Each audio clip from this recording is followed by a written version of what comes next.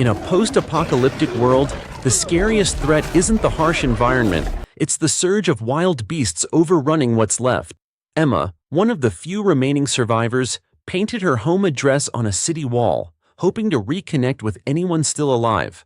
But after 6 long years, only one couple showed up. Despite the grim world, Emma and her husband Mike brought new life into it, raising 2 children with another on the way.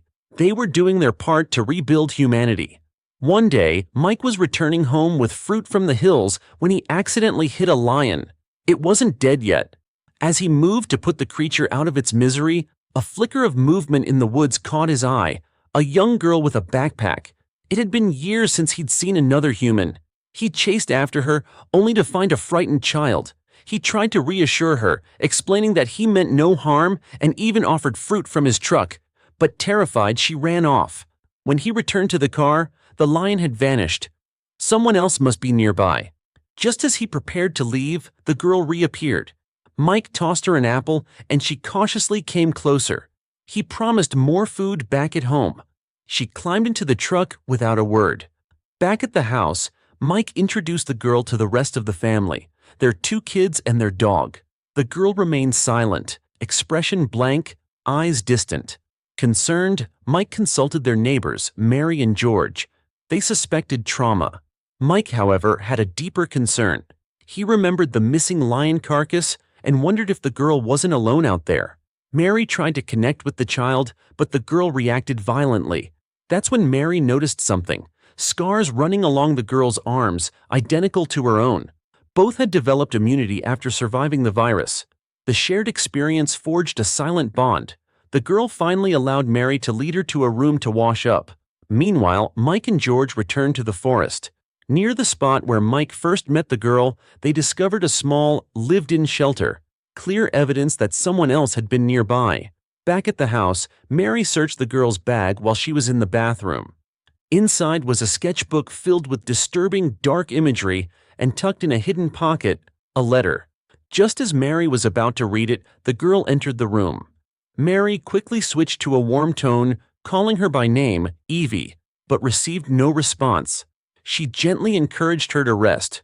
Later, Mike and George shared what they'd found in the woods, suggesting Evie shouldn't stay, but Mary showed them the letter written by Evie's mother. She'd explained that her daughter had been abused by her father, leaving her nonverbal and traumatized. The mother had hoped to help her heal, but after falling ill with the virus, left behind this letter with the hope that someone would take care of her child. The room fell silent. Emma, moved by the letter, insisted Evie should stay. Days passed. Emma gave birth to their 3rd child. Even though it wasn't their first, Mike was still overwhelmed with love. He only hoped his children would grow up free of pain in a safer world. It was what every parent wanted, what Evie's mother had wanted. For a while, life felt almost normal. The kids played, and the adults found comfort in one another's company. Then, one day, the alarm outside the house went off. George spotted figures moving through the trees. They rushed the children inside and grabbed their weapons. Law was long gone. Survival required vigilance. Mike suspected someone connected to Evie. As they split up to investigate, Emma encountered a figure and raised her gun, until another stranger emerged. Just as tensions peaked, a man and woman shouted for calm. They were searching for a missing child. A boy suddenly ran from the trees, and the misunderstanding was cleared. Emma invited the trio into the house, confirming they had no connection to Evie. The newcomers, 2 women and the boy, had traveled all the way from Oregon after seeing the address Emma had left years ago. One woman, Molly, used to be a doctor. When the virus hit, all her patients died. She fled south, meeting the other 2 along the way. They hadn't seen another survivor until now. Mary recognized one of the women, Jane, a former pop singer whose records she still owned. That broke the ice. Emma invited them to stay the night. Mike hesitated, wary of strangers, but Mary supported the decision, helping set up rooms. Mike was frustrated. That address had been up for 7 years. He worried about opening their doors to everyone, but Emma smiled and said, "Mary and George became our friends once, and now our kids will have someone their own age to play with." Mike wasn't convinced, but Emma had made up her mind. If we want to build a future, we need bridges, not walls. The next morning, Mike gathered everyone together. If they wanted to survive in this world, they needed to know how to gather supplies. The next day, the group split into pairs, each team heading to a designated area to gather supplies. As they set out, Mike kept reminding everyone to stay alert for wild animals. Dr. Molly caught up with him, asking why they didn't prioritize searching for medical supplies.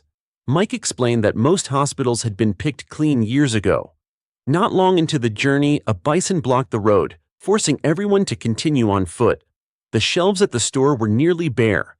Without the fruits, vegetables, and livestock Emma had been cultivating, they likely would have starved long ago. As the sun began to set, the group returned, packs full. They'd managed to find canned goods, drinks, and even a guitar, something Slade, the former club owner, surprised his wife with. But as they regrouped, someone was missing. Dr. Molly. Turns out she had ignored Mike's warning and gone off alone to search a nearby hospital. Inside, the building was silent and grim. Dried corpses lay in the patient beds, and anything useful seemed long gone. Just as she turned to leave, a wild wolf lunged out of the shadows. Panicked, she grabbed a fire extinguisher from the wall, barely managing to drive the creature away. As the silence returned, she noticed a locked door at the end of the hall. Breaking it open, she found what she had hoped for, a storage room full of untouched medication. She returned to the others, triumphant. But Mike wasn't celebrating.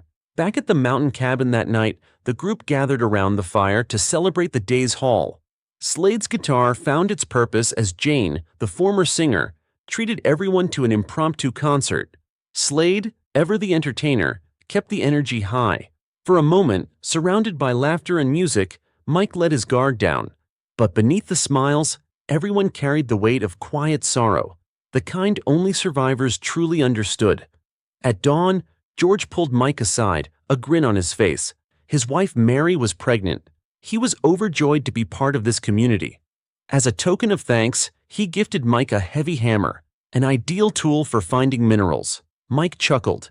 He'd nearly forgotten he used to be a geologist. 14 years had passed since the outbreak. The once lively puppy, Rocco, was now frail and slow. Mike, too, seemed to have moved beyond needing the dog's constant companionship. When not sharing meals with friends and neighbors, he often brought his kids to the library, a place he loved. It was where the children learned about the world that came before. One day, as a storm rolled in, Mike rushed the family home. He counted heads. Everyone was safe, but something was off. Rocco was missing. Dread sank into Mike's chest. Braving the wind and rain, he searched the yard. At last, under a fallen tree, he found Rocco's lifeless body. The cry that tore from Mike's throat was raw and unrestrained.